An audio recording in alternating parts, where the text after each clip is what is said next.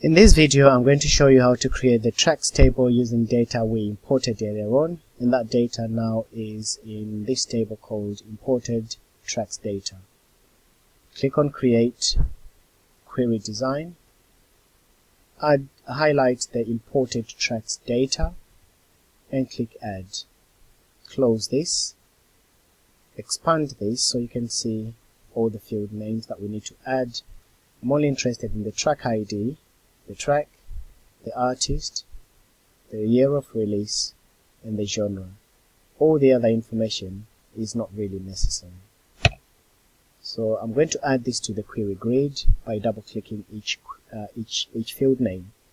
So double click track ID, the track, artist, double click the release year, and finally double click genre. We're going to make this into a make table query because we're using it to create the tracks table. So click on make table, give it a suitable name. Remember, tables need to have a TBL prefix to show that they are tables. So TBL underscore tracks, and then click OK. There are no duplicates in this data, so I'm not going to click totals, but instead I'm just going to run my query. So select run. It says you're about to paste 15 rows into a table. We're going to agree to that by clicking yes. So straight away I'm going to save this query. I'm going to save it as QRY because queries must have a prefix QRY, empty because it's a make table query, then underscore tracks, and then click OK. I'm going to go into the table that I've just created, so TBL tracks, so I can have a look at it and I can set the primary key. So double click that. You can see I've imported all the data. So the track ID is continuous numbering, so which means we can make this an auto number.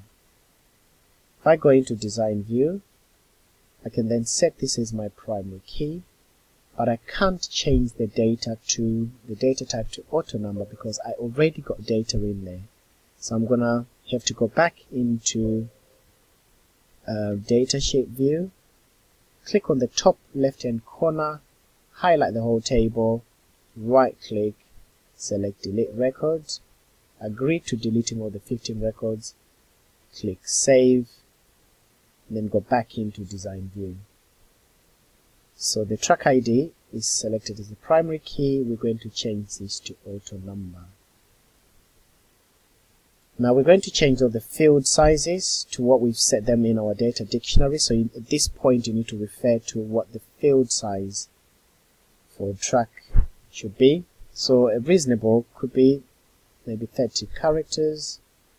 Artist, I'm going to change that to maybe 20 characters. Year of release, it's a number, so I'm going to leave it as that. And genre, maybe about 15 characters at most. I'm going to click save and go back into datasheet view. Okay, if you've got any validation rules, then they need to be entered in design view. But I'm not going to put any validation rules in here. And I'm going to go into design.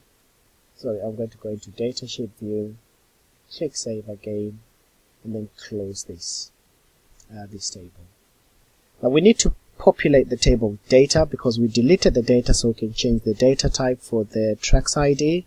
I want to put back that data, so I'm going to use again this same query, make the tracks query. Click on design. I'm going to change this from a make table to an append query. We're not going to make it a make table because the table that we want to put data is already existing. As you can see, we've got the tracks table there.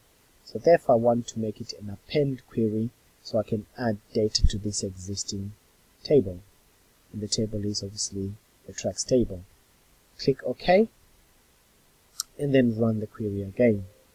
It's going to paste 15 records, agree by clicking yes. So if I open that table now, you can see that I've got my 15 records in there, which is fine. So I'm going to close this. I'm going to make sure that the query is saved. I'm going to close this. I'll see you in the next video when we set up the orders table.